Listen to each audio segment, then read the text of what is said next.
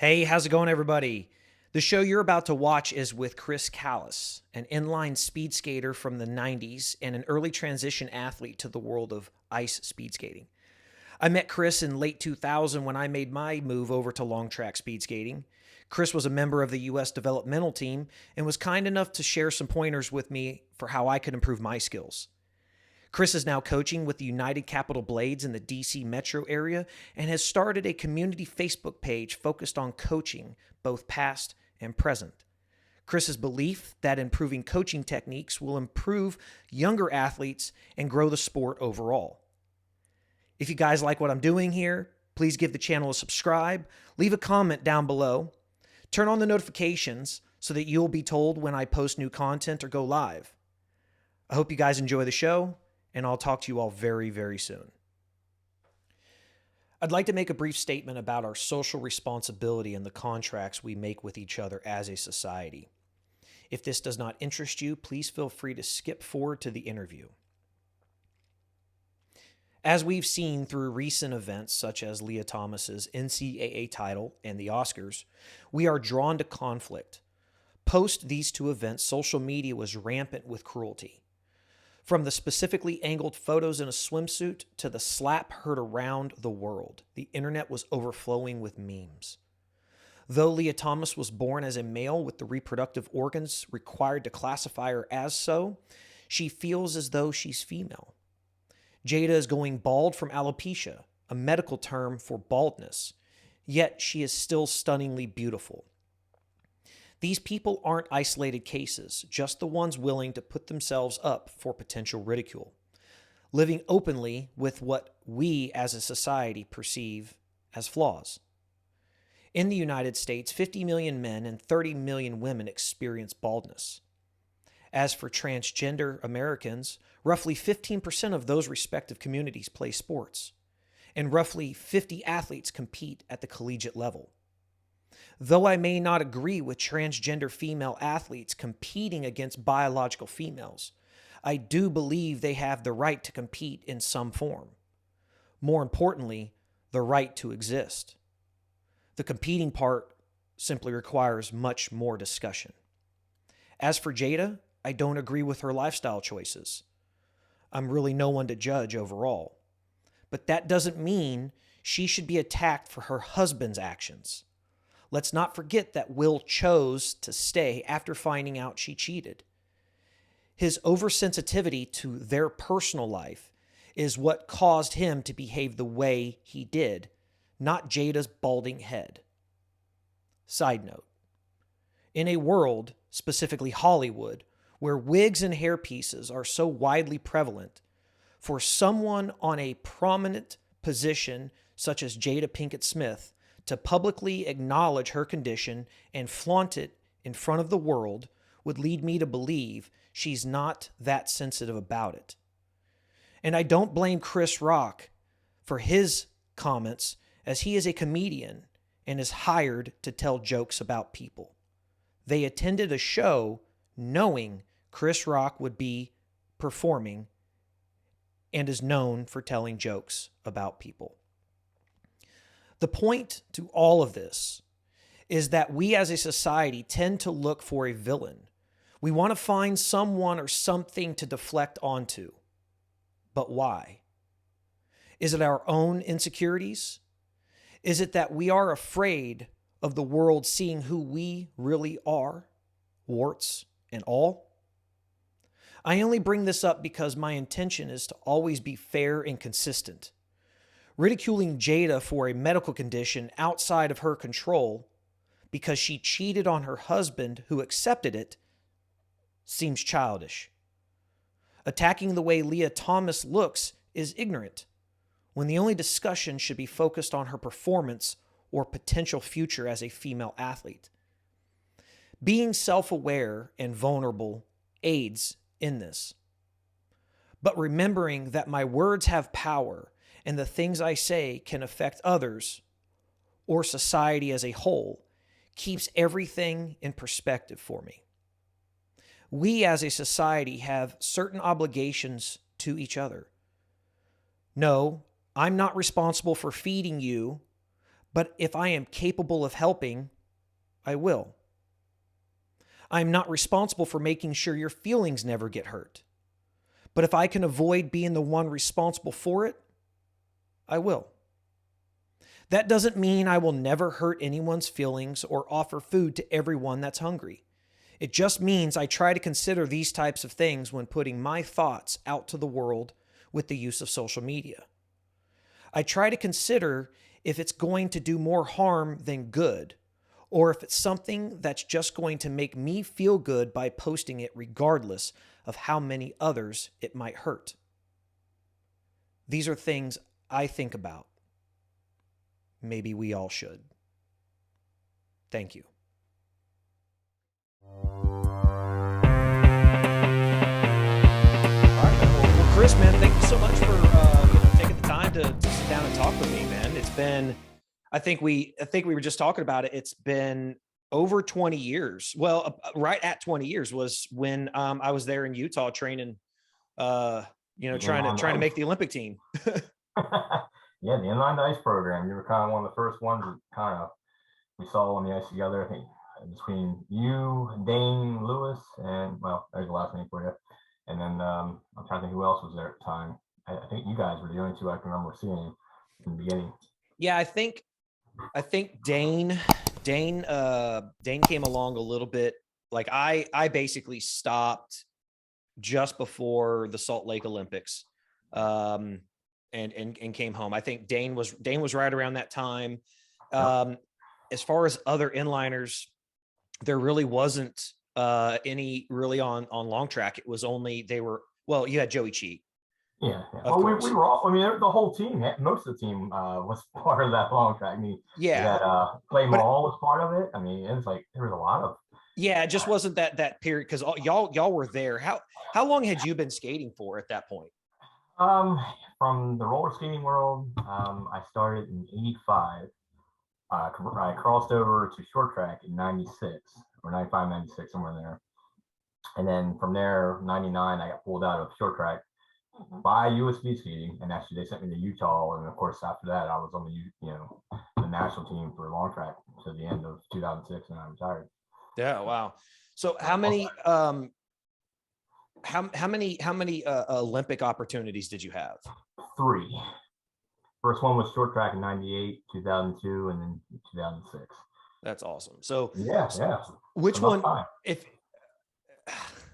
So I had this conversation with Jonathan Garcia. Okay. And obviously there was, with the recent Winter Olympics, things like that. It was very different. What happened in Beijing as far as opening ceremonies and things like that. What were your experiences? I mean, what was it like going through opening ceremonies and then dovetailing, seeing what the athletes were having to deal with this past Olympics, and what was it like for you, and what do you wish they had? Well, I mean, of course, I didn't make the Olympic team, so just I don't know if you. Hope you know I didn't make the team. No, I know that. I'm just saying. Okay, good. Whew. I was sweating. I was like, man, nobody. Hold on now. No, just the environment. Well, I mean, for example, '98, we were I was on the regional development program in Lake Placid, and we only had one guy out of that team, and which at that point in time, the regional development program was kind of in Lake Placid was kind of the misfits and the burnt outs and people that kind of deal, or the people who were kind of unknown. And John Monroe was the coach at the time. Mm-hmm. And and even him, he had a little bit of a following of but he took us all on. I mean, he actually embraced the inline world. And me and Jen Kirsch, who is Paul Marchese's wife now, we were kind of like the outcast of the short track world at the moment. So the '98, that was kind of an experience because any Olympic Village a lot of times offers a kind of like a sideshow to the Olympics when it's going on. So if anybody ever has an opportunity to go to Olympic Village when the Olympics is going on, and it kind of gives you that feeling, the aura. So and Lake Placid does a very good job of retaining that. Now 2002, that was a whole different scenario because here I was, I think it was 19, 20 at the time, 21 maybe, I don't know.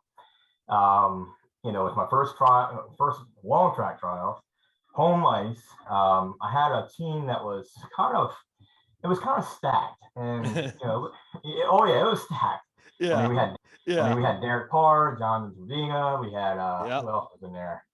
God, Casey Boudier, of course. Yeah. Jen Rodriguez, but she wasn't on fighting me. But so we had all this, but we were two separate teams. So I'm trying to think how it went back then, but but regardless, those three, those guys kind of were the organization kind of sides with certain people, and of course I was kind of a hit or miss. And and then of course there was one guy that I was kind of he was actually local in Maryland too, JP. And me and him were basically the guys that were going to be battling for that last spot. And I'll be honest with you, I tell people all this time, it's like the older you are, the more you understand like what it is, what it means to do something as a job. And I was kind of immature for my mindset. It's kind of like, you're a young guy, you just skate fast and you're going to help the team all the way to the end, and you're going to make that team with us and we're bringing in, but it wasn't like that. So, so I had that, like the 1500 meter and the 1000 was my kind of my thing. I did do 5,000 at the time. It's weird because inliners kind of cross over, and I'm sorry this is like a tangent, but it's kind of the build up for it. But of course, being in that mental state, and of course, it's weird because I kind of, if I had to say it, I kind of choked. It's all out basically. I choked. Instead of like kind of sticking to the plans, sticking to like what I needed to do, I kind of went to that race, kind of like I look like Sugar against what's her name, Jackson, on the first, in that Olympics. If you ever look at that race, you can see the difference between a world mentality and somebody who's possible going to be on the team. Yeah. And that's kind of what you go to, and you can see it right on the line. And regardless of what was going on, I mean, I heard things and whatever, and I'm not trying to bash anything, but you can just tell, like, Aaron came to race. It was like that. And when you're older or you have that experience or that mindset, that really it really just takes over. So, whoever watches your show and watches and hears that, make sure you go to that line knowing that, you are that person. So anyway, so my experience of 2002 it was very upsetting, I guess I'll say. So what I did is I told them, get me out of there. Send me to Lake Placid. We're going to be on St. Foy after everybody gets back from the Olympics, and I'll speak the national, the world, what do you call it, world championship team there. But so I didn't even get to enjoy the Olympic experience at all. Just because I was so hurt. So now that was done, whatever. So I told him, hey, send me out to San Diego. After the Olympics is over, I was burnt out, bombed, whatever. I came back with a vengeance in 2003. Everything was on point, everything great. Somehow, some way, it just went from up to right on out to 2006, and I walked into the trials. I had a 500 meter I was skating really well, and I think I was doing, I was going to get there. And next thing you know, I stepped on a block. Not even into my race, and I was doing very well. It was like I was probably going to set a personal best that day, and I do believe, and I mean, something wasn't right in my head because I hit the pads and I tried to get back up the inliner. I was scrambling. Somebody had to come over and pick me up to finish the race. 1000 meter, I just missed it by a couple, tenths of a second. And then what was it? 1500 meter. Me and Derek was paired together. And it's sad because you just sit there and watch that corner come around, and and you're like on the outside and he's on the inside. You see it, boom, Yeah. and you're like, that's my game right there. Yeah.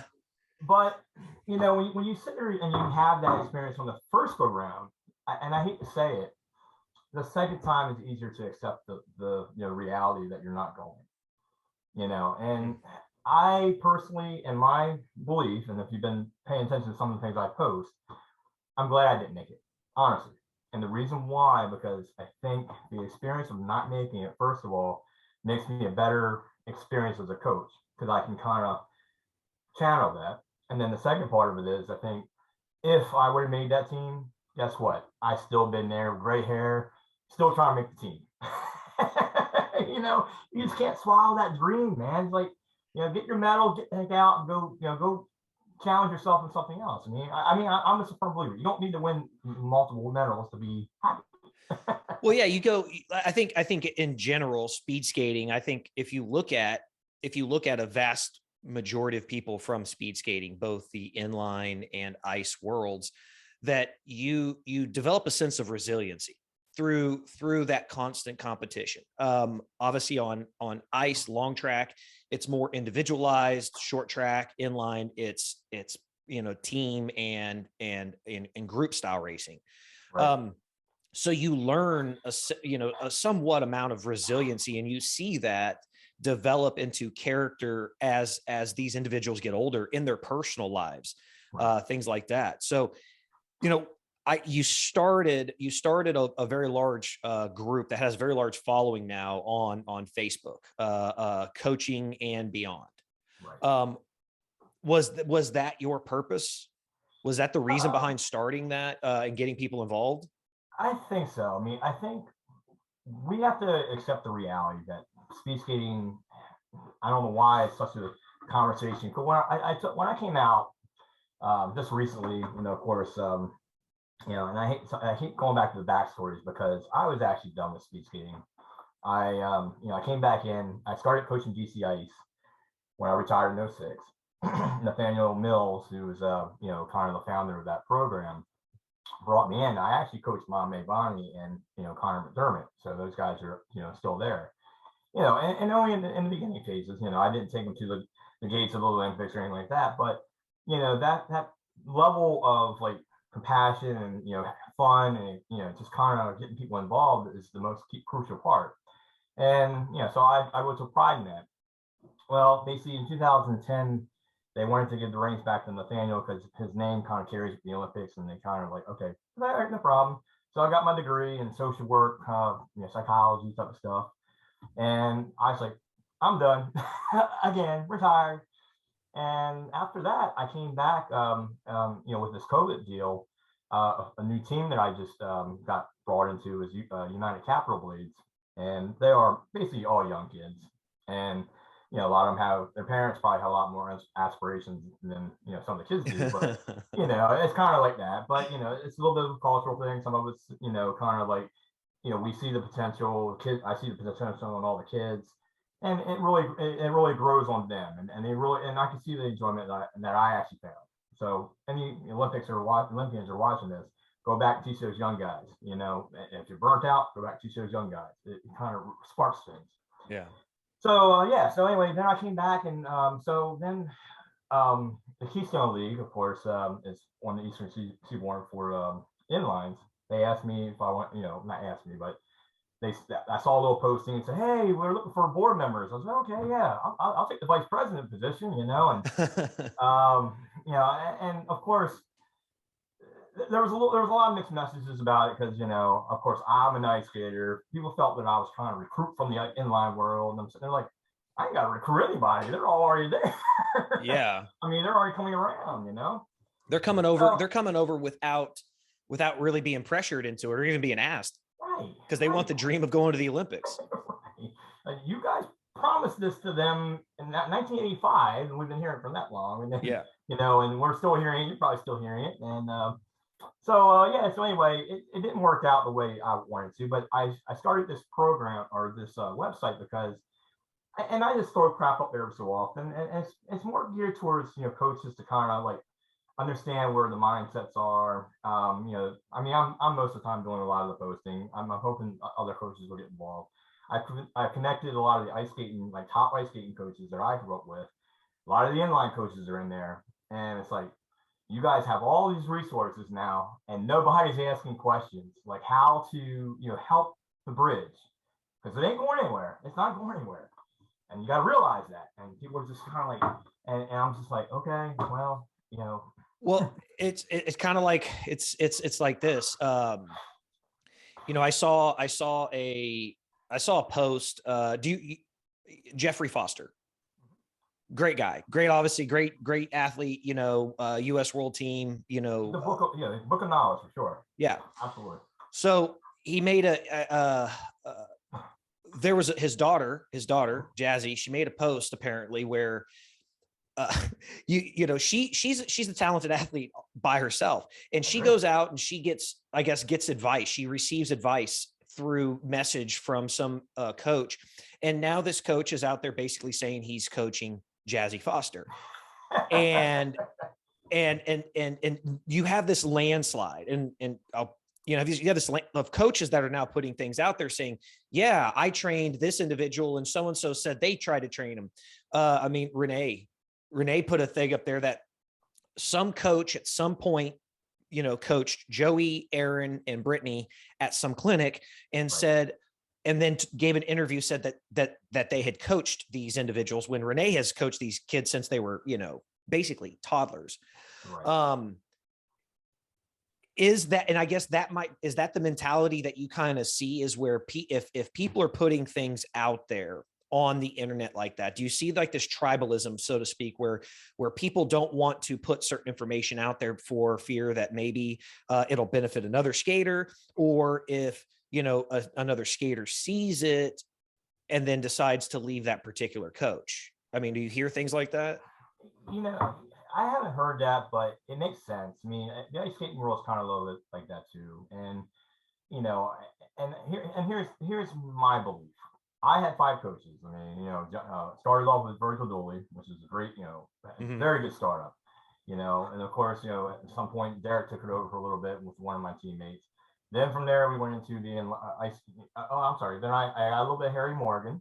Even Jeff Foster said some things to me along the way. If you don't remember it, you know, and you know, even if it's that one moment, one thing, they had a part in the situation. You know, in my life. You know, Buddy Allen was one of my coaches. You know, like I said, I mean, these are top line coaches. Yeah. Then went into John Moreau for ice skating. And along the way, I had some, like, you know, kind of amateur skate, you know, coaches in the ice skating world. And then I went to, you know, I did a little bit of Pat Wetland. I did a little bit with, Stephen Gow. And God, I mean, we're just keep on going. We got Bart South, we got Ryan Shimacruo, we got Tom Cushman. All these guys had something to say. Mary Rollrad. I mean, I'm not naming all these names that basically are right now still top players. But the athlete themselves has to give credit where it's due, regardless. It's not, I mean, for me, yeah, I threw Mame, and I have to watch this because basically, yes, I threw Mame's name out there. I threw Connor McDermott's name out there.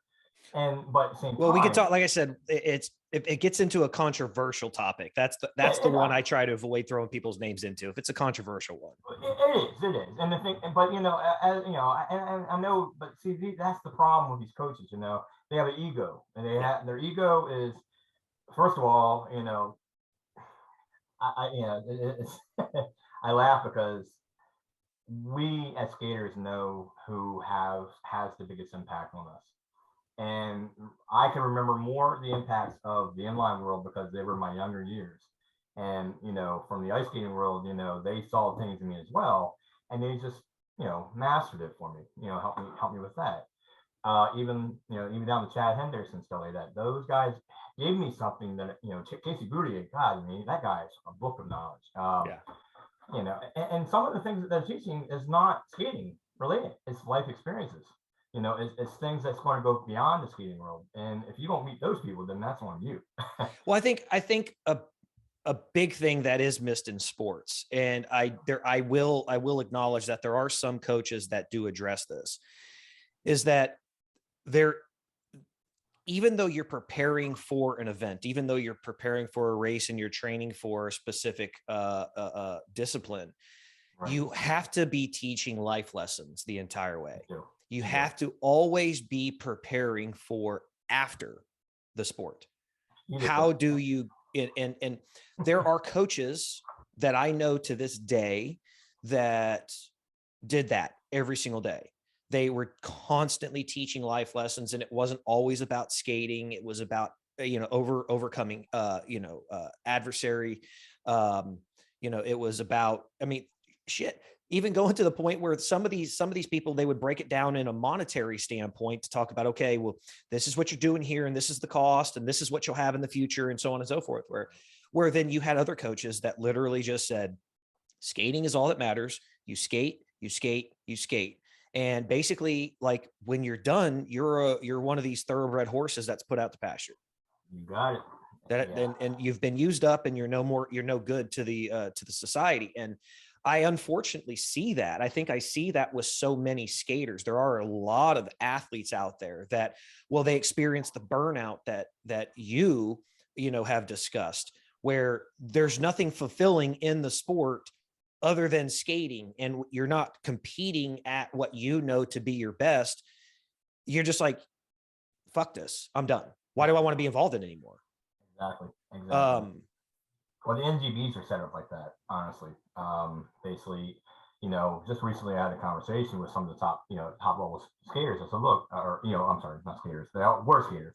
NGBs were new Speedskating, or, and even when I was doing the VP position, I was talking to some of the USAC and USARs. I mean, I know they mean well, but the platform is set up this way. And, once you're done, you sit and you get your paperwork in, whatever you got to do. I mean, I asked the question. It's been 10 years since 2006, I retired. Never got a phone call to come back to help run a camp, coach, do it for free, whatever. I mean, I never got a call. And it's my choice. It was my choice to come back.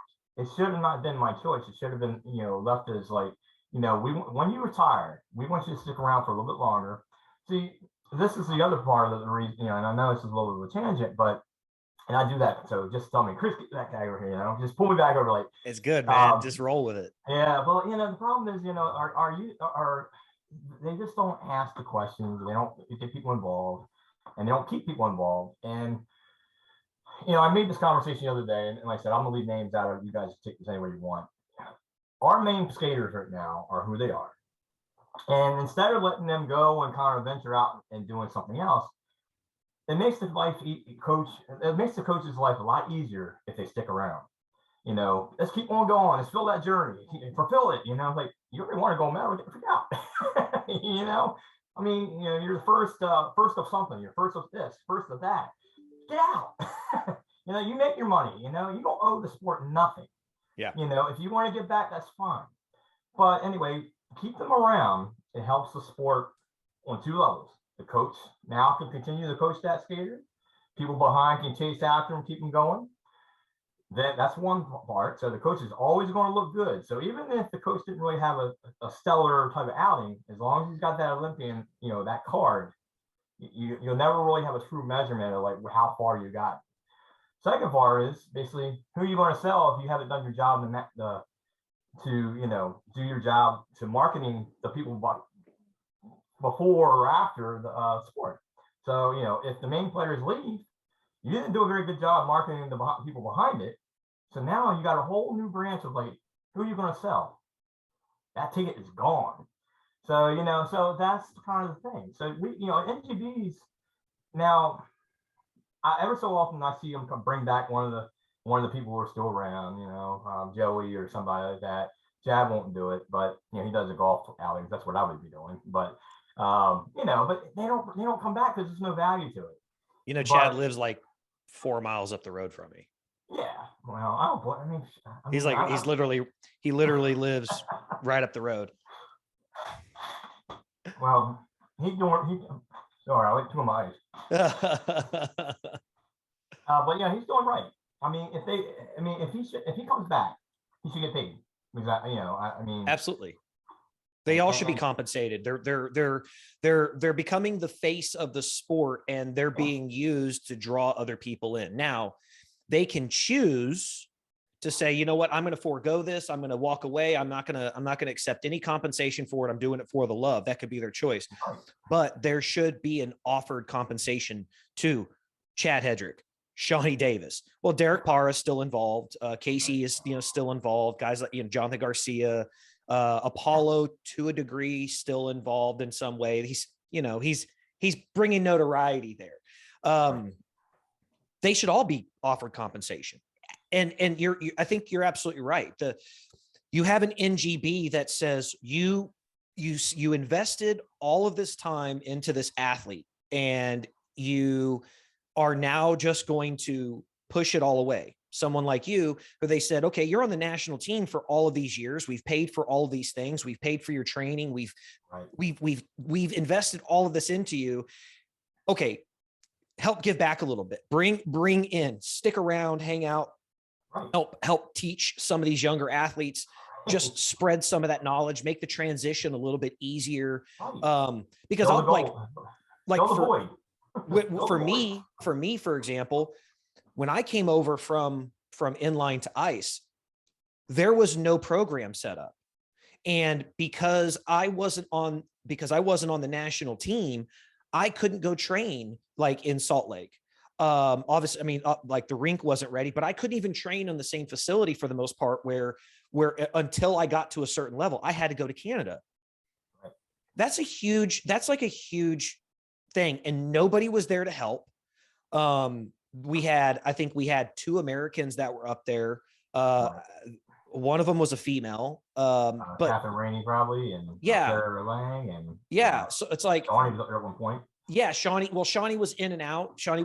And then of course I would only ever get to see Americans when they would hold World Cup events, or they, the Can-Ams and stuff like that. There was nobody, and you had all of these athletes that were there, and the governing body put nobody into place that could help transition. I mean, look, they put me on a team, and I love this man to this day. His name is Janusz Englert. He was a coach up there in Calgary. He's Hungarian coach, speed skating for 40 years. They had him coaching basically the developmental team. Right. And I had advanced and basically before the end of the first season, I had advanced beyond the developmental team to basically the Calgary program team. Yeah. But because I was American, I couldn't get the benefit of the outside coaching, the outside benefits, all this other stuff. And I still couldn't train with the other Americans, Right. And they eventually shunned that too. They got everybody out of there. I mean, Sarah Lang and Catherine Rainey had to finish their careers in America because they were skating with the national team, and there was some type of fallout. And you would have been part of this if you would have made it up there. Yeah. And it was a fallout because the Americans were beating the Canadians, and it was like, time to go. Yeah. I'll be honest. I reached a point in my career where, I say this to a lot of people. They ask me, for example, when I was a senior in high school, obviously I started inline speed skating when I was in 6th grade, when I was 12. Okay. I won my first national championships at 13 and made the world team when I was 14. I was in, I got opportunities to skate in like the X Games and, at 16, things like that, Ultimate Inline Challenge. Got to go all over the world doing this stuff. And somebody asked me, they said, why do you do it? Why do you skate? And I said, because I'm good. Not because I enjoy it. Not because I love the people, not because, because it's fun. I did it because I was good at it. And I didn't know anything else other than being good at it. That was it. I was trained to go fast, I thought you were going to say that because I'm Texan. Nah. That's the mentality I always get from the Texans. We're just, the first thing that ever comes out, you're like, you just remember the Alamo. I'm like, oh, okay, I got you. Yeah. I mean, I would have took that as an answer.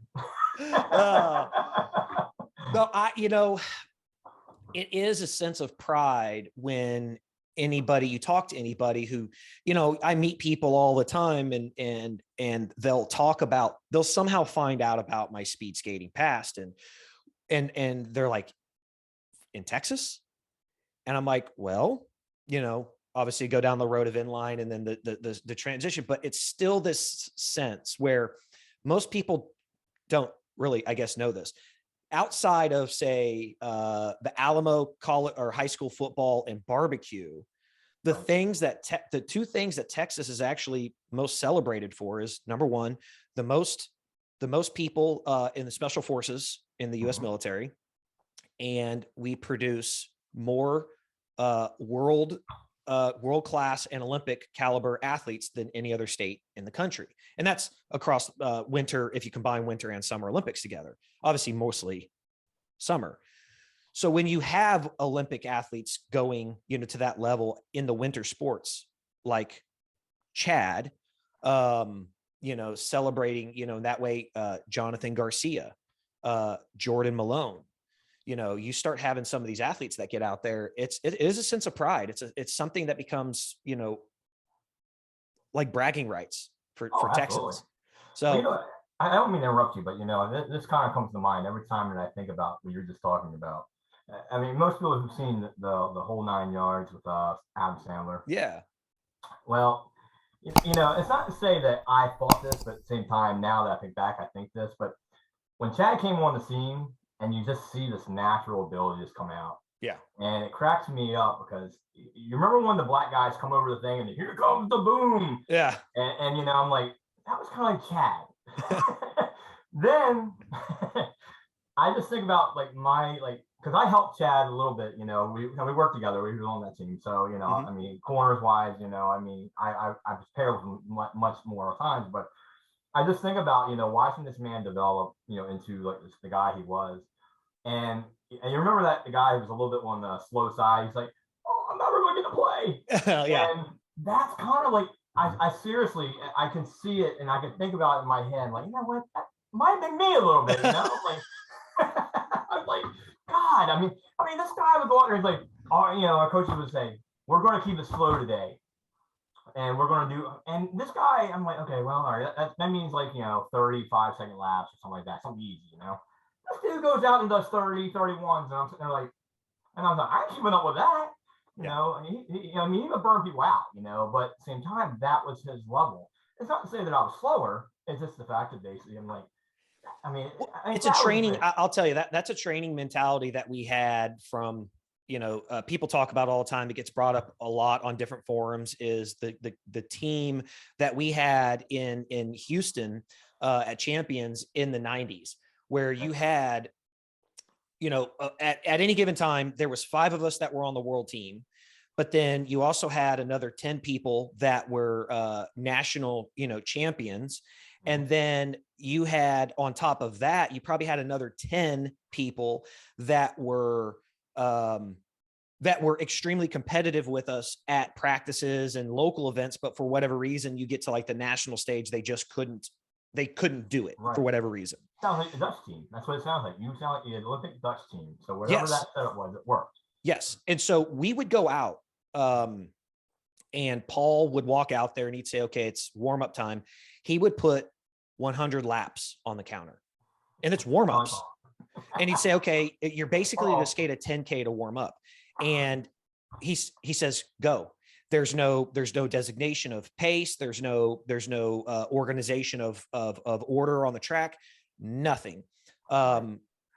He's literally telling us to go out there and race, and a 10K to warm up. And what would inevitably happen is you'd have like Cheryl Azell and Chad and me and Fourth and all these guys, all these athletes, and all of a sudden everybody's just going to the front and just hammering this pace.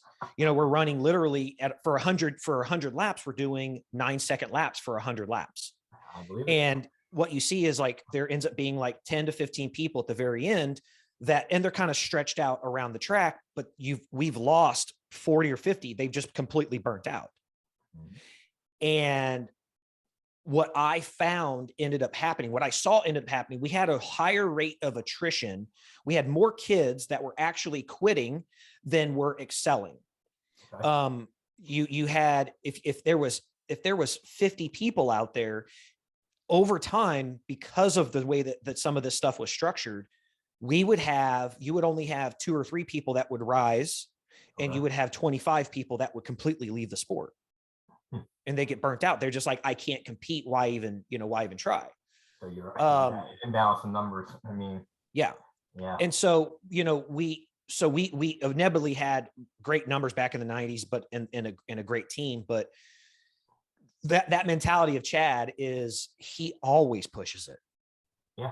Always. And everything he does in life, he pushes it to his highest ability. He doesn't know how to go slow. Right. I mean, but it's respectful, and and that's what I tell athletes all the time. Young guys, and it's like, you guys can do whatever you'd like to do, And it doesn't mean this person's going to start out slow and get there fast. You know, you have to find your own path, get on your own tracks, and go that direction. Yeah. And we all meet the end. If you want, if this is something you desire, we all get there in the end. But you got to do all the right things to get there. And the first thing is to train this. Mm-hmm. I mean, I tell the skaters too, and you know, coaches can listen to this, and some other coach probably taught me this as well. The race doesn't start when the gun goes off. The race actually starts in the warm up. Mm-hmm. And you know, you can go out there and freak out a lot of people just by the warm up. Yep. And you know, and you go out there and give it all you got. And people just don't realize that, you know, how beneficial, especially short track, because you get 15 minutes or 10 minutes and then go out there and get it done. And I'll tell you this. So I used to play mind games with everybody.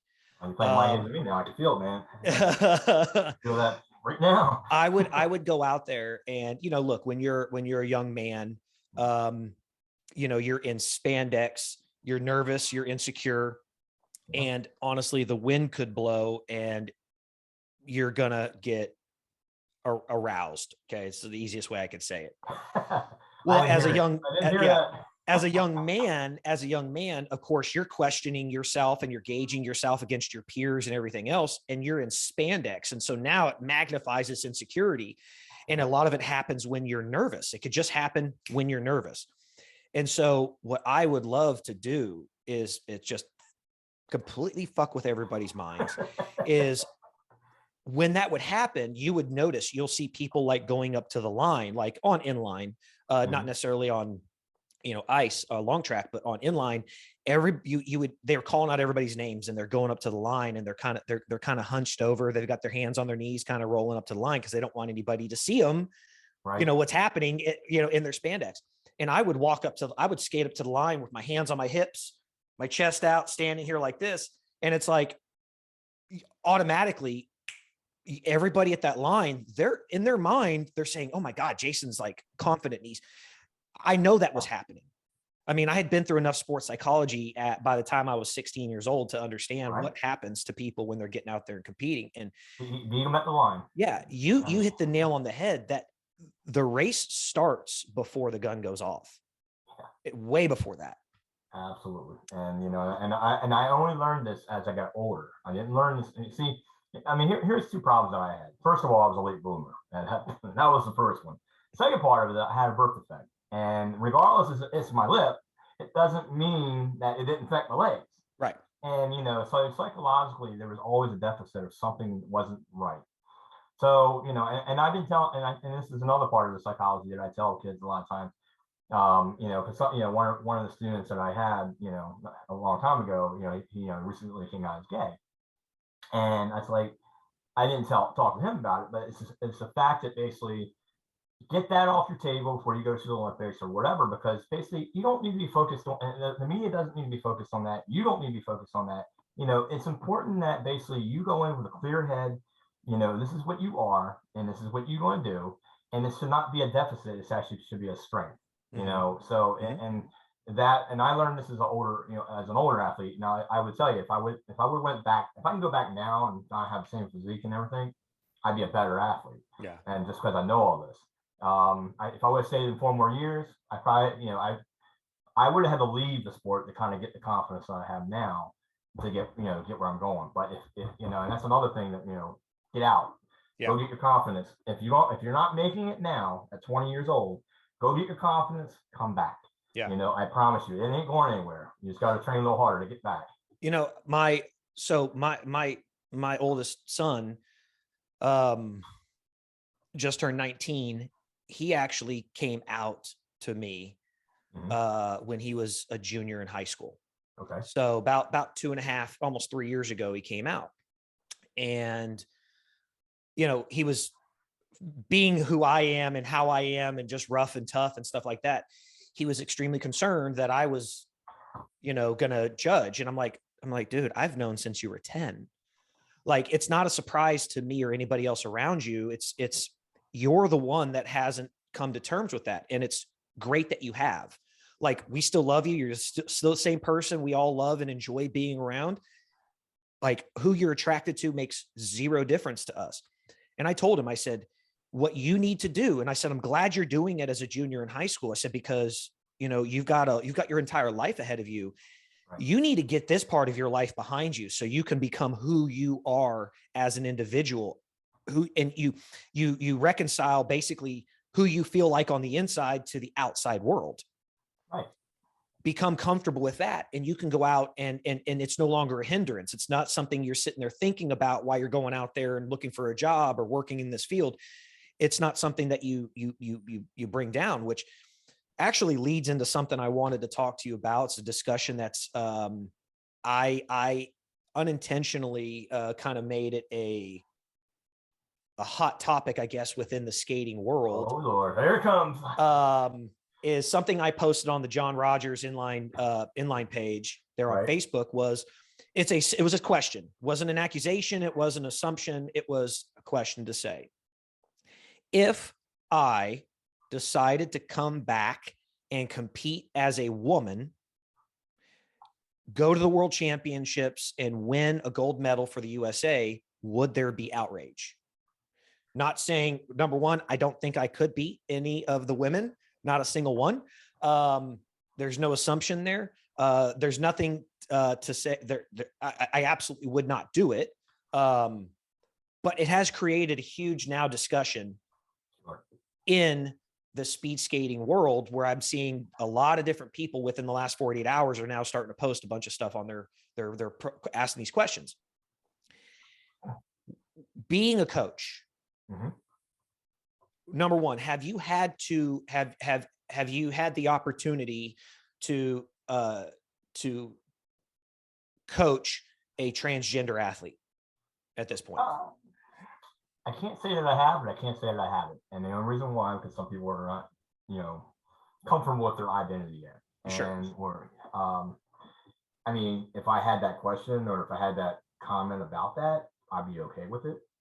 I mean, it's a really tough. It's a really tough topic. I go with I kind of go head to head with a little bit with like Danny or somebody, and I understand that. And here's what my problem is with the conversation. It's not. I get that. I understand. Well, there's three things. Let's kind of keep it. The first thing, the language around transgender athletes, it's kind of like back in the day when it was baseball, league, and with the other like other countries, cultures. When you have all these things, the language and the terminology and how people feel about it, it really kind of resonates to that racism, and it really kind of mimics it a little bit, and that's where my problem comes with it. Second part of it is, transgendered athletes, if you're going to segregate somebody, or give them their own category, then you're not showing compassion to, what's happening. Mm-hmm. If we were, as you were saying about your son, 10 years old, you knew.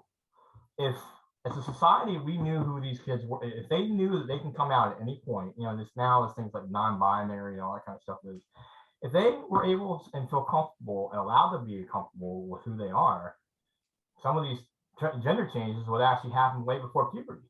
Mm-hmm. Mm-hmm. And and then Leah Thomas, whatever her name is, wouldn't even be a problem, because then the testosterones and all that kind of stuff, the man stuff would not kick in, and it always just changed over. Boom, done. Right. Well, but let's. How do you have children? I do. Okay, how many kids? You got two kiddos? Well, I have three, stepchild, but yeah. What are their ages? I got a 4, 10, and 17. Okay, 17-year-old, obviously competent enough to have a conversation with about gender identity and sexuality. Yep. Knowing your 10-year-old and your 4-year-old, do you think that they would understand the concept of gender identity and sexual orientation? My 10-year-old has a lot of competency around it. I mean, not necessarily the actual like sexuality part of it, but more of like association to a non-binary, to what they want to become, who they like spend more time with. you know. Well, I guess the fair question is, look, you're obviously a very open person about having this discussion. You're a coach. Sure. You've dealt with a lot of psychology, so more than likely your child has had these conversations, or at least heard some of this stuff. Not 4-year-old, one. Yeah, but let's, I guess, go to this. Do you think the average 10-year-old is Well, capable of that kind of thought process? my 10-year-old self, no.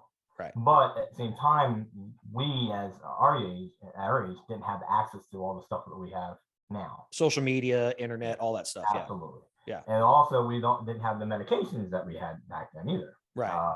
You know, so I do believe sometimes some of the medications that kind of calm one thing down might hyper something else. You know, so. Look, I say this as it's an honest to God truth. But it sounds like a joke today. But look, I'm covered in tattoos. My father, we've never had problems with tattoos. My father actually did not get his first tattoo until he was in his, I want to say until he was in his mid 30s. And then anyway, when I was like 10 or 12 years old, I thought getting a tattoo on my forehead would be cool. Like I thought that would be a cool thing. Right. And obviously, you know, even with tattoos, you know, like me having them down to my wrists, not so taboo anymore, but people with tattoos on their foreheads or on their faces are still kind of viewed in a certain way. Sure. So what I thought of, the things I had that I might have thought to be true at 10, 12, 13, 14 years old are certainly not what I, know today as a 40-year-old man. I just had a conversation with a buddy of mine yesterday. Mm-hmm. He has a 7-year-old daughter, and his wife had picked up their daughter from school.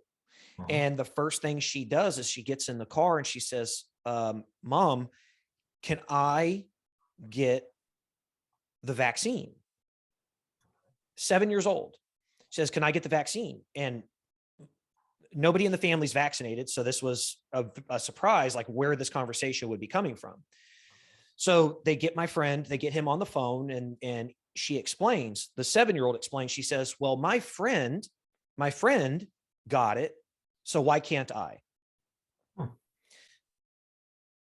Again, not an argument for or against the vaccine, but do you really think a 7-year-old understands why they should get it? Especially if their thought process is only, well, my friend got it, why can't I? They know nothing about it. Sure. Again, not an advocacy for or against the vaccine. It's, to each their own kind of choice. You got control. Edit it out. Yeah. But look, as long as it's not information, it's not misinformation about its efficacy or anything else. It's just like but the thought process, that we do have in places like California and Florida and Texas, where there are these discussions about, or there's bills, for example, they're calling it the Don't Say Gay bill in Florida. That's not the name of it, obviously. But there are these discussions where to say, look, it is a valuable discussion to have. Talking about sexuality, talking about gender identity, talking about these things, these are valuable conversations to have. Yeah. CRT, critical race theory, is a valuable conversation to have. But do I think that my 10-year-old should be having that conversation in school with a teacher? Do I think that my 12-year-old should be having that conversation? Probably not. CRT is a college level class. Right. But that opens up, I think that does open the door for us to have, it creates complication, because if you're not having that, if you don't have that conversation at those key dates in time for kids, for children, centered around puberty, then you do end up into the Leah Thomas situation where she went through high school, swam through high school, was having issues considering her identity in high school, went to college, got a scholarship as a man, right, and transitioned while in college. That's what you run into, because the conversation isn't had early enough. But where do you have that? I don't think my 10-year-old is would be capable of having that conversation, but maybe my 13-year-old would. It's true. And, you know, it's kind of one of those things. Maybe we shouldn't be labeled when we come out of the womb. Maybe we should have to wait. You know, maybe, you know, I mean, you brought up a lot of loaded questions and a lot of information. And a lot of it, if you think about it in on a short sense, I mean, athletics and athletes are no different. And, you know, we go through so much stuff and as a society that shapes our career in many ways. You know, it's nothing, and there's no straight line. And I think everybody, but from the psychology standpoint, we as humans want straight lines. You know, we want our lives to be as straight as line as possible so we can understand it. Right. It's easier to comprehend for the average human being. I mean, there's this one thing that basically, you know, when let's say that you're a drug addict, and, you know, basically when you come out and you're fresh, you're clean, you're like, oh, finally I got there. They tell you, don't go hang around with the same friends, you know, and, you know, or you go right back to the same habits. If you're an alcoholic, take a different route home. If it takes you 30 minutes to go home, you know, go around that bar you used to stop at every day because, you know, the temptation's there. Right. You know, and you know, it's the same. Athletics are no different. And, you know, you have to kind of find what works for you. Mm-hmm. You have to kind of find the friends that you're going to be hanging out with. Mm-hmm. You know, you have to understand that your little bubble, you know, let's say that you know, my house is my bubble and I never leave it. Well, I'm going to think like everybody in this bubble. The problem is basically if those kids never get out of this bubble, guess what? Once I bring in social media or bring in the, you know, the news or whoever, that right there is going to either, first of all, go after questions. Mm-hmm. Then you're going to go further out. You're going to read off websites that are not, you know, actually academically inclined. Mm-hmm. You're going to go to these, you know, false websites. And, you know, and what I've been told and been researching a lot about some of these, you know, news platforms, they're not even owned by American companies. Right. So, you know, I mean, Fox News is one of them.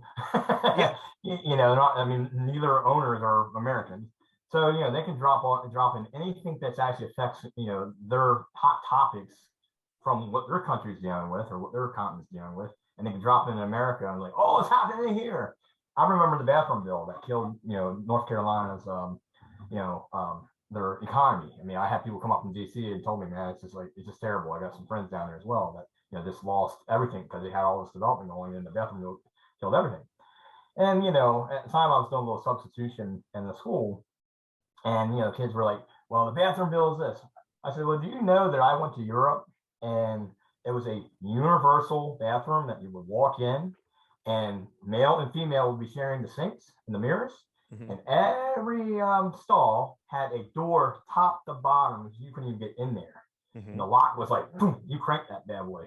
Right. And I'm sitting there thinking like, you know, people were so scared of some transsexual or male or female coming in, you know, to look at their junk, whatever you call it. And it wasn't really the women arguing because I mean, I've seen women in men's bathrooms at a club, you know, it's like, I ain't worried about it. They're just getting going and going. You know, I mean, I'm not worried about when somebody takes a dump. You know, if somebody sees me, I'm sitting there like, you know, like, hey man, I'm in here, get down here, you know, and like, you know, if you want to see, I'll turn around, you know. I mean, but you know, well, yeah, sexuality is an American issue. I mean, right. Obviously growing up, us, you know, spending time in South America, spending time over in Europe, things like that, you can turn on the television and the commercials are sexual. The news, the weather is sexual. We obviously as a nation, I mean, yes, this goes back all the way to our founding, to our, you know, our Protestant, you know, nature, stuff like that. But it is only an issue here in the United States. Well, yeah, and there's a few conservative areas as well that basically people have a problem with it. You know, I mean, you think about getting stoned and all that kind of stuff. Well, yeah, Middle Eastern. I'm not. Yeah, I'm talking about. I'm talking about if you go to London. I'm talking about. Let's not talk about Saudi Arabia or you know, or Iran. Let's talk about more along the lines of somewhere like, you know, an England, you know, a Germany, a France, place like that, right, where it's not necessarily an issue there. I mean, it happens just like it does here, but people aren't nearly as concerned about it. No. I mean, but see, here's the thing. If you throw a pebble in the or I don't even give it a metaphor. If you're starting to smoke over here, and the fire is actually over there, basically that's why I look like. I mean, and I hate to go politics wise, but that's why you have to pay attention to the eye on the prize. Yeah. What is the goal here? Yeah. I mean, we're very distracted I mean, and even the kids are these days are very distracted. I mean, kids nowadays aren't even paying attention in school. Where we had to, and partially it's because of the phones and all that kind of stuff. But the bottom line is, we if that is your fight, about the bathroom bills and all that kind of stuff, then go to your little bubble or your little circle and fix it. Build those stalls up where Starbucks State said, okay, we'll just put a unified bathroom sign up and that fix the problem. Like it's a $5 fix. From go to Staples, you buy the sign and get done with it. If you see somebody that don't belong in there, well, hey, you know what? Let's make a transgender bathroom so you feel comfortable going in there, and we'll be done with it. It's like, well, devil's advocate is whose responsibility is it to provide this information to the children? Well, is it the school boards? Is it the states? Is it the parents? Well, here's your problem. Parents don't want to talk about it. They think that there are ways to right. Kids got questions, so you got two options. You either go to your community leaders and community, institutions, educational institutions, and have them figure out a way to talk about it, or just let your kids roam free on the internet and they'll find it. So, I mean, you only have a few options that you can actually handle it. And, back to coaching, sometimes we get questions out there. My argument is basically in some crazy level, we have, at some point in time as a coach, we have the main stage in a child's life, the main stage, because the child, and we can use that for anything that we want. And if you use it for bad, or if you, as you say, march them to the crowd, say, okay, just race. Some of them are just going to listen, and and some kids they, and this is where our safe support kind of, it's weird because it's we're not allowed to talk to certain things or talk about certain things, but at the same time, if a parent is not interested in talking about it, or the parent's not interested, they're only interested in the one thing from you, then that's not the right team for you. I mean, because we're the leaders of the show. Yeah. Well, look, so kind of change topics here a little bit is, I had Anthony Labello on a few weeks back, and he openly discussed a very negative experience he had, not only with the NGB, but also specifically with the coach of the short track team. Okay. Did you ever have experiences like that where you felt completely mistreated by the coach, and then also kind of pushed to the side by the NGB? It's weird. I never really felt pushed to the side from the NGB, but at the same time, it's kind of like they kind of knew what they were getting from me. It's kind of like one of those, you have a good employee. You don't really have a place for them sometimes, but they're going to give you everything they got. Yeah. So you keep them around, and I think that's kind of the role I played in where I was at. Now, coaching wise, yeah, I mean, there's certain avenues where you do feel neglected, and again, you go back to the stages of where you're at in life. At 19 years old and you're broke, what are you expecting? You're waiting 3 months, every 3 months to get $400 stipend just to survive. Right. But at the same time, you're working, you're training 40 to 50 hours a week doing all this kind of crazy stuff. And it's like, where's that time that I can go out and make some money to actually, live a good life? Are you going to take care of me? And, I mean, so I had it on both sides. Now, I mean, yeah, because I don't want to throw anybody on the bus on this one, because yes, in theory, not that I was mistreated, but I definitely was treated differently. Yeah. And when I first, this is one of the places that I kind of felt it. And when I came to the national team in Salt Lake City, there was people all my age, and actually it was kind of weird because they kind of jumped, skipped, and beat me over, from they out of short track. They say, you're coming to the long track. Okay, great. You're going right to Salt Lake City. Now, at the time, we had two national teams, not one. One in Salt Lake, one in Milwaukee. Now, Milwaukee team was they were ticked off. They were like, why does he get to go? And he gets our stipend, but you know. So anyway, somewhere, somehow, basically the NGB was, or whoever, wasn't either happy or I didn't fit in the way that they wanted me to fit in or something. So they sent me back to Milwaukee with that team. Guess who was out for me? You know, I mean, literally on the side of the road, we almost had a fist fight. You know, it was kind of in our face, and it wasn't the people who was actually causing the problem. It was actually the guy who basically didn't understand that he was just the kind of a guy who was going to act on it. You know, I think I have an idea probably of who you're talking about. Yeah, well, some of them have a better image in speed skating, and they're not really that same image that they're, what they portray. Yeah. You'll hear two different sides of the story, and I always have to go with the one that basically I know is not always true, but Well, it's kind of like if you want, I know it's a movie, but World War Z. Oh. So when it talks about when Brad Pitt goes and speaks with the guy from Israel, and they talk about where there's 11 people on a committee. Okay. If they're what they call the 11th man, sorry, there's 10 people on the committee. And if there is a major decision to be made, and if all 10 people come to the same exact conclusion, it is the obligation of the 11th man to go against it, to go against the main idea.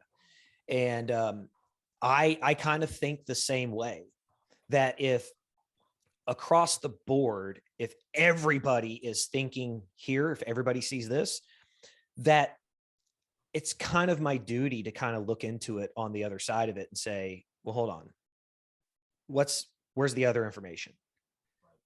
So I'm the same way. I'm the same way with you on that. So you don't want to throw people under the bus, because there's good qualities in everybody, and everybody has a purpose, and some people are protecting their interests, and a lot of the top athletes, even some of the people who are still there and all that kind of stuff, are going to protect their interests. Right. And some of those coaches that you're talking about, you got to remember, somebody recommended that coach, so that their ego is on the line, and their recommendations on the line. Right. And other ones that say, well, you knew what we were bringing in here, yada yada yada. Anthony's exactly right. And on top of that, there's an interpretation, right? So the athletes, they need to be in the hiring process of like, this is the type of coach we want, and if this just doesn't fit, then maybe we need to have two national teams, not one. So then you have two different coaches. Well, I think, obviously over there in the Italian team, they made it clear, especially in Anthony's situation with his wife, is that Anthony is her coach.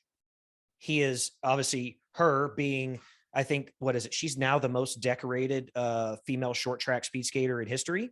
Yeah.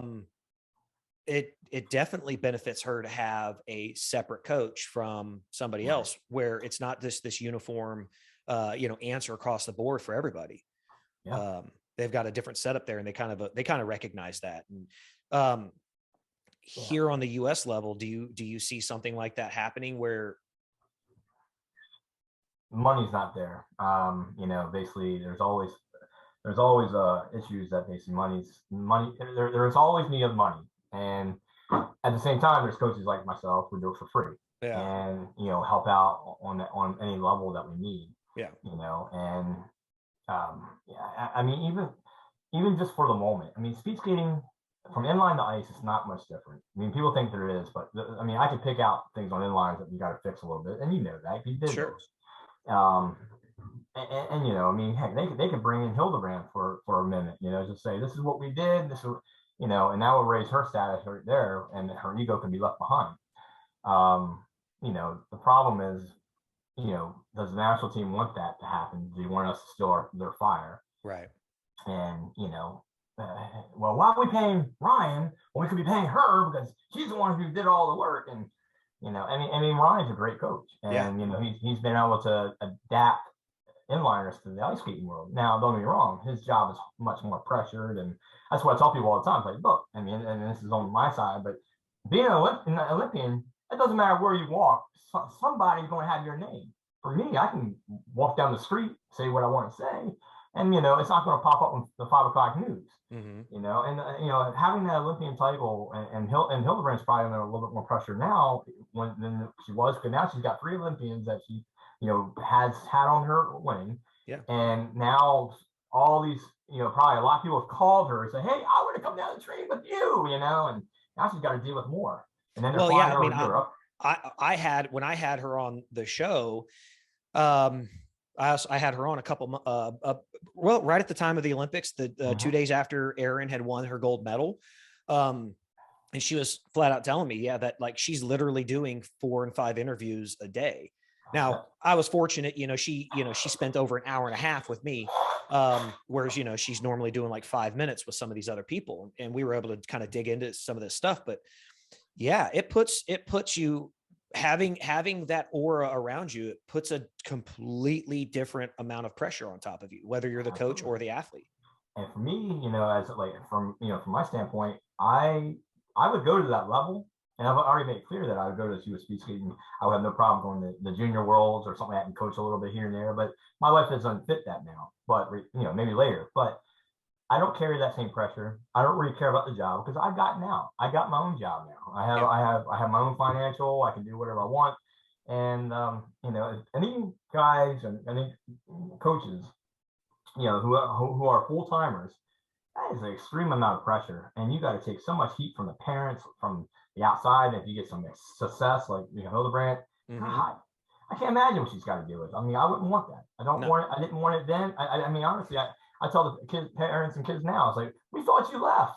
I was like, no, I stand in the back so your kids get all the light. I don't need to be out there. I mean, I don't need to be in front center, like, having the trophy and I did it. No. I don't want that, F that, get rid of that. It's not my style. And, honestly, my thought was if I ever won the gold medal, the only thing I ever wanted to do was to go back, and I'm not trying to make a martyr myself. I just want to go back to the Children's Hospital where I got all my surgeries and talk to these kids who, I used to play with kids who had cancer, bald head, and all that kind of stuff in the Children's Hospital at Johns Hopkins. And that's all I ever want to do is just go back and inspire. And then I realized that I don't need an Olympic title or anything to do that. I can go back and inspire them to coaching or just, giving them the pointers that, I needed when I didn't have them, to help move that. And, and I think a lot of coaches who are determined to be that number one, they don't realize that they've already earned it. All you got to do is just, when the kids are listening, you've earned that title. You can give them whatever they need. You don't have to be an Olympic coach. You don't need to be an Olympic skater to have, do great things with a kid or with even adults. I mean, heck, even adults come to me sometimes and ask me, I'm like, because they never got that as a kid. So their inner child's talking to me. They're like, okay, so I think USB skating, back to that, like, they need to kind of, seek that out, what speaks to the soul of the sport and not to what is the results of the sport. Because, basically, if you have a good relationship, if you have the respect of an athlete, if you have knowledge, information, the kids are going to climb no matter what. They might not win that gold medal for you, but the thing is, they're going to give you their best, and that's all it should matter. Yeah. So. Well, Chris, man, I want to say thank you. I appreciate it. I think it's a good place where we can put an apostrophe in things right now. And I think we can continue this a little further down the road. Man, I want to say thank you. Number one, when I did skate, I can attest to this, and probably why you're such a good coach today is that you were, even at that age, granted, I was only doing the 500 meter, you were, doing the 1,000 and 1,500. You did help me. You spoke with me. You were open, even when, even when there was somebody like Joey Cheek out there who I've known since I was, 12, competing on inline, he and I knew each other a whole lot better than, you and I did, but you still took your time to, to talk to me and kind of give me some pointers and things like that. So I want to say thank you for that. And then also, I think what you're doing with the coaching, having those discussions, it's like you putting out there, okay, Erin Jackson, you know, she wins the gold. She's got that golden, golden medal now. Does she continue skating? And as you know, in that coaching discussion, I think what you're doing is you're bringing attention to things outside of the sport. And that's what I've gotten out of it, man. I really appreciate that. I thank you for what you're doing there, man. Thank you. Thank you. I mean, it's what sport gave to me, and it's what I'm giving back. And that's kind of how I look at it. Yeah. You can do it more in ways than just going in and being present, and just showing up and say, I'm an Olympian. This is where I started. It's more than that. You can do better than that. And like I said, even you, I mean, that's why I leave your stuff on my site, because, it's therapeutic for a lot of people, and just being raw and real. Sometimes, people need to hear that. Yeah, look, I tell everybody, and when I have to post these videos on YouTube, is that this isn't meant for kids. I do check boxes saying that this is adult audiences, things like that.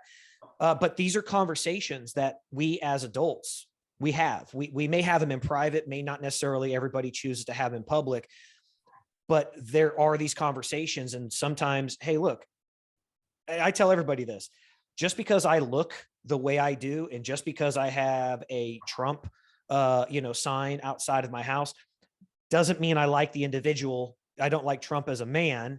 I appreciated his governing policies. I don't have to like the individual. So it's, for me, having these open conversations from these different perspectives, being where I've been, looking the way I look, I get judged all the damn time, just for having tattoos, long hair, and muscles.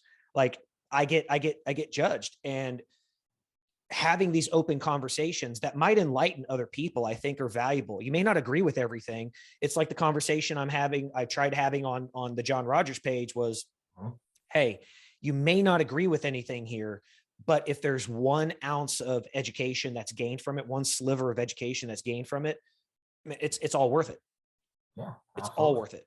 And especially if it's positive, that's the goal with all of this. The goal with putting anything out there. Look, I can make fun of myself. I think you've seen this. I never make fun of anybody else. I never talk down to anybody else. I make fun of myself all of the time. A little self-deprecation goes a long way. You're humble. That's what it's all about. I mean, we're not better than anybody. No. So getting to have these conversations, man, I really appreciate it. But Chris, man, thank you so much. Thank you for coming on. Appreciate everything you do, man. And you just meant, hey, keep it up. Just keep fighting a good fight for the athletes out there, man. We'll do. Well, even for the coaches, man. Yeah. We need more of them. So, that's another part of it. So yeah. Anytime, let me know. We'll hear. All right, man. Chris, thank you so much, man. I'll talk to you soon. All right, brother. Take care, man. Bye.